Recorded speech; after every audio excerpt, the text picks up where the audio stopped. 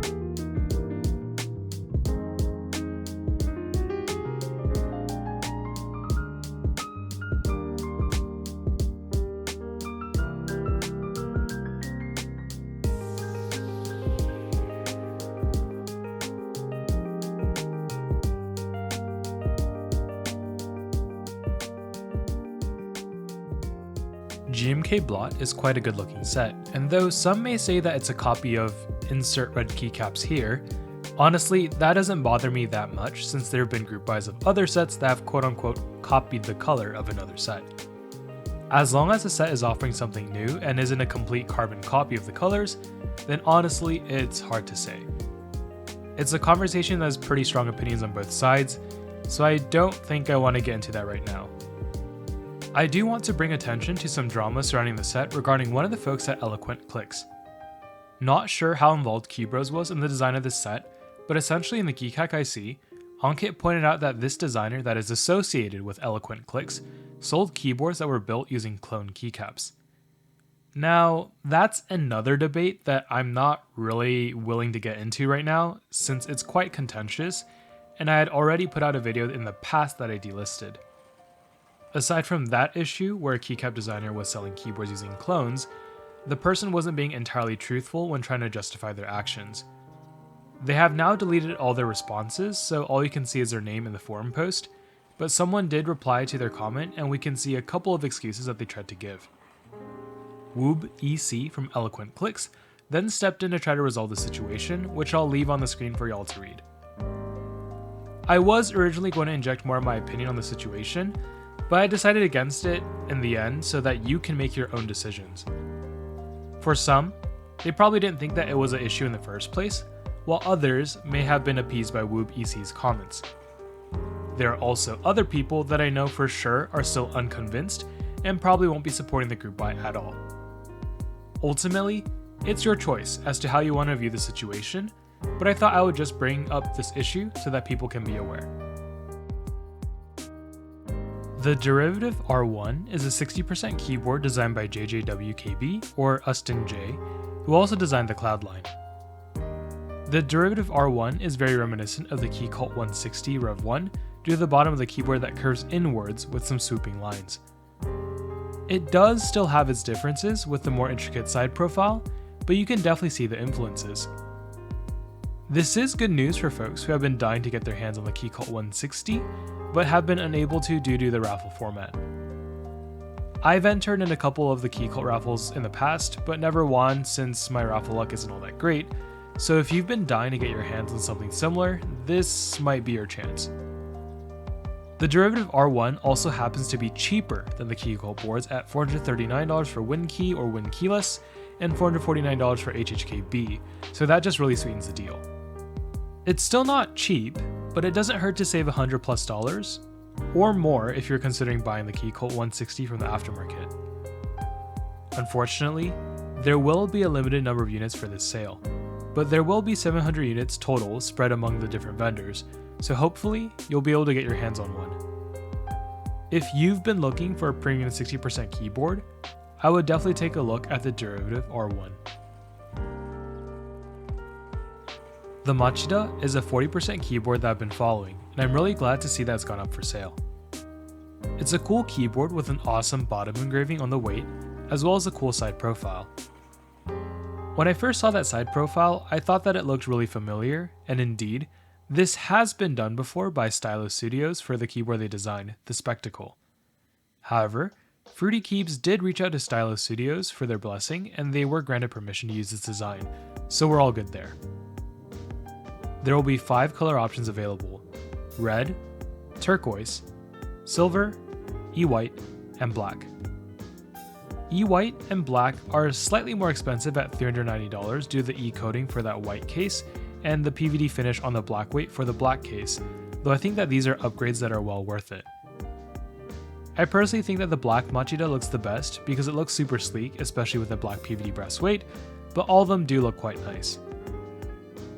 The Machida uses an interesting mounting style that uses both gaskets as well as an O-ring. The top case has cutouts for the foam gasket strips, while the bottom case has tabs that extrude outwards to hold the plate and PCB in place with the friction of the O-ring. I'm not sure if this mounting style has been done before, but it's the first time that I've seen something like that, and I'm quite intrigued as to how this keyboard might feel. If you're curious about the sound, there is a type test linked on the product page, and there are also various videos linked in the Geekhack GB post, so I would take a listen if you're planning on buying this board. The one drawback for this keyboard is the pricing. $380 or $390 if you get white or black is quite expensive, especially for a 40% keyboard, so I'm currently undecided on whether I want to join in on the group buy. I understand that the reason behind the high cost is due to the side profile and the brass weight, as well as the fact that Fruity Keys probably isn't expecting to sell a ton of units, which is why there's a 25 unit MOQ. It's definitely not the board for everyone with this price, but if you've been looking for a premium 40% with a cool design, then do consider the Machida. The Ginkgo65 Pro is the return of the Ginkgo65 with some new additions. The keyboard design remains largely the same, but this time there are now more color options, a separate weight rather than the engraving in R1, as well as an optional blocker that you can buy as an add-on that goes on top of the right arrow key. I am a fan of most of these changes because I think that the offering of more colors and a separate weight is pretty nice, but I'm not the biggest fan of the blocker. I guess it adds a bit of customization and recognizability to the board if you just look at it from the top view, but I just don't like how it looks. This is just my personal opinion, and if you really like it, hey, you do you. With all these changes, you'd expect that the price of the board to be a decent amount higher than the R1 version, but Wuque Studios and M1 were able to keep the price relatively low at $279, which isn't all that bad for custom keyboards. For context, the Ginkgo65 R1 was around $250, so the $29 price increase for a separate stainless steel logo weight and more color options isn't all that bad in my opinion. I wish I had more to say about the typing feel and sound for this keyboard, but it's been sitting in my backlog for some time, so I can't talk about my personal experience. However, judging from some online comments and posts, it seems like there are many happy owners of this board, so I think they did a good job. If you've been looking for a nice 65% keyboard that won't break the bank, the Ginkgo65 Pro is a keyboard that you'll want to take a look at.